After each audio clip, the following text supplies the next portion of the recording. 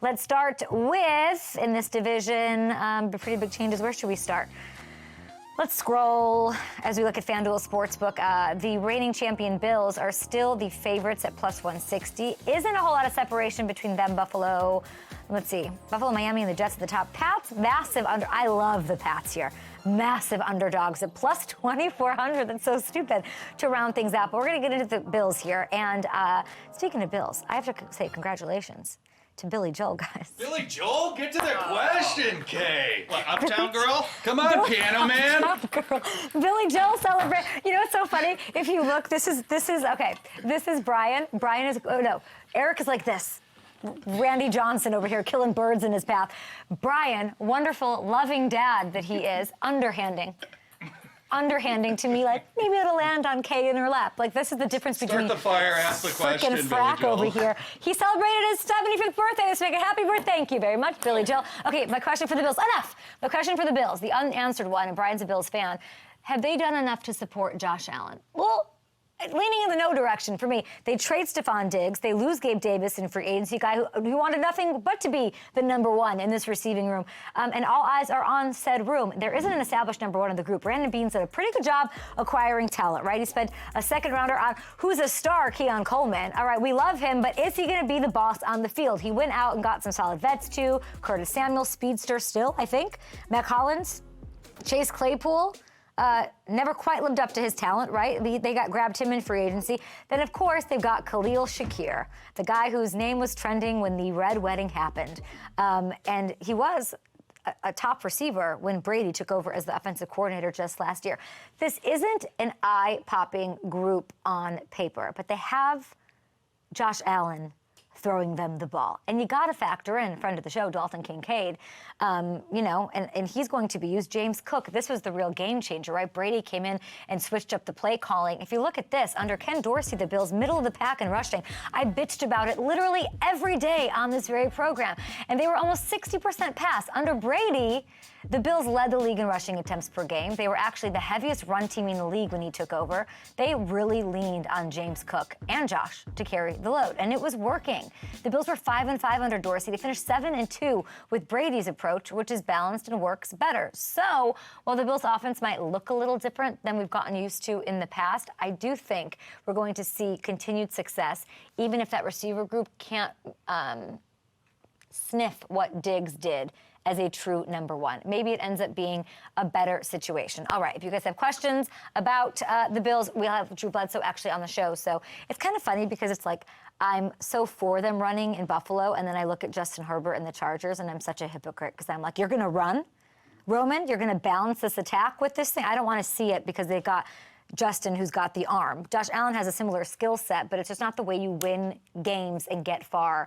I believe in Brady. I don't know what to make of Greg Roman. Just want to put that out there. Okay, we're going to hop back into the AFC East and talk Miami Dolphins. So we're going to stay on the East Coast. And I can't think about Miami without thinking Pitbull. Who wrote this? Fireball! Oh, my God. Who wrote this? What's the question? Oh, my God. Let's get to it. Apparently, Pitbull had 4. I will fight back, you guys. Hey! Who put this here? Oh, God. Boom! I hit the monitor. There we go. Okay, Kevin's going to love that. Okay, no, we're not talking about Pitbull. The question is about Miami and this Dolphins team.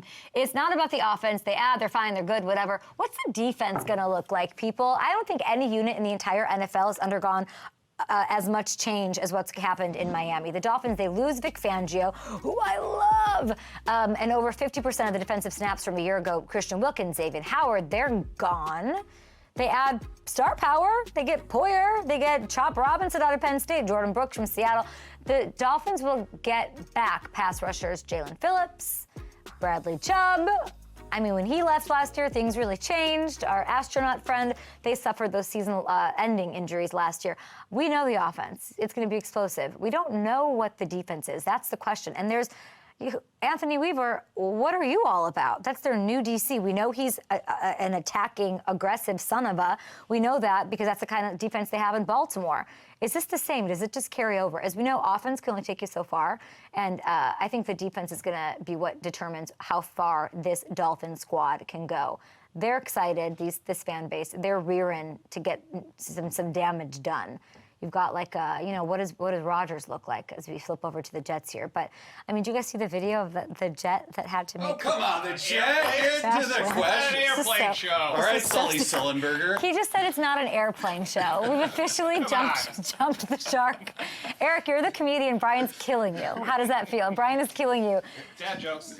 Uptown girl, crap! Like what? He's killing you with the jokes. He's a miracle on the Hudson.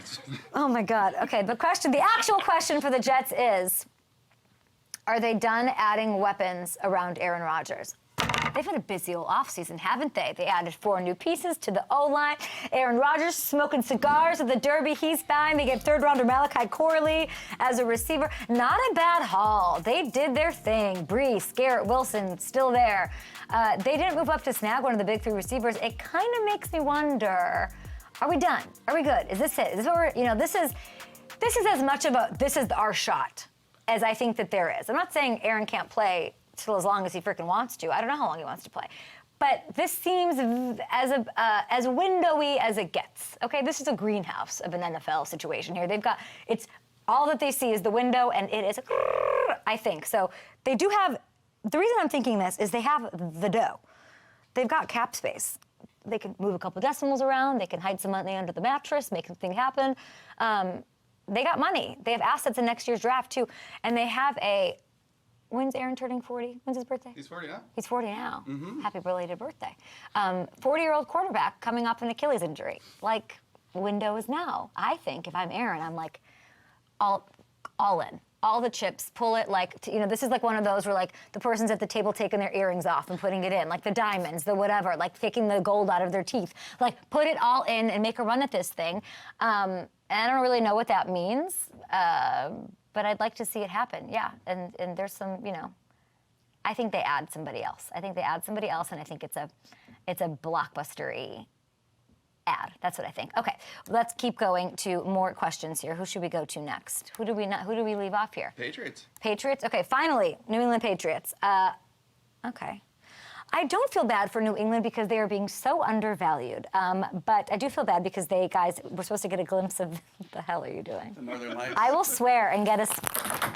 Get to the question. Who wrote these? Did you write these, Eric? No. These Northern Lights prompts? That's Hammer. Hammer decided. What happened with the Northern Lights? Let's actually stop down and talk about that. What was that? Great, now we're talking meteorology. Yeah, well, we're an airplane show. We're a around. wine show, as we'll see with Drew Bledsoe. It's my show. Okay. Ow, oh, God, that one hurt. God. That hit me right in the Botox. Jesus. What did you just say in my ear, Richard? That Drew's listening to this? Hopefully not. Oh, God. Okay. For the Patriots, my question is not about the Northern Lights. It is about. By the way, I just want to say this about the. No, we'll talk about it in the break. My question for the Patriots is: can this defense be good enough to keep them in the mix? Kind of the same thing. It's going to be very formative. There's too many questions here, too many whatever. But if I'm going to poke at something, it's not going to be Drake May because I'm having patience. I'm a smart New England fan, and I'm like, we're going to give Drake May some time here. He doesn't exactly have the best weaponry in the business here, but expectations are so low that I'm in on them. I'm going to be rooting for them all year. I just know it already by looking at the odds. Plus 2,400 is stupid. We're sleeping on the defense, though. The Patriots finished with the 7th best total D in the NFL last year, and that's really impressive when you consider that their best player, Defensive Player of the Year candidate Matthew Judon, played in just 4 games before he got hurt with that arm. First-round corner Christian Gonzalez, I mean, Darius Butler could not have sung his praises more all season. He got shut down 4 games in. He was looking like a star before he got hurt. So both of those guys are back. We got my boy Kyle Duggar, who I love, small school love, we love, and Christian Barmore and company, okay? If New England gets the run game going, it kind of hinders on Ramondre, honestly. If they can do that and the defense can stay healthy, which they couldn't, the defense plays up to the potential, they can do some damage here. I'm not going to write off the Pats here. I don't think they finish. If all those things I say are true on the defense, they are not going to finish last in the division. Even if Drake May, well, I don't know. That division's pretty freaking good. Let me think about that. Drake May, can you keep them out of the bottom of the division? Is that the question, the expectation? He's got to get the pass game going. Who's he throwing to? I don't know. We got to dig into these receivers. Drew Bledsoe, the great Drew Bledsoe.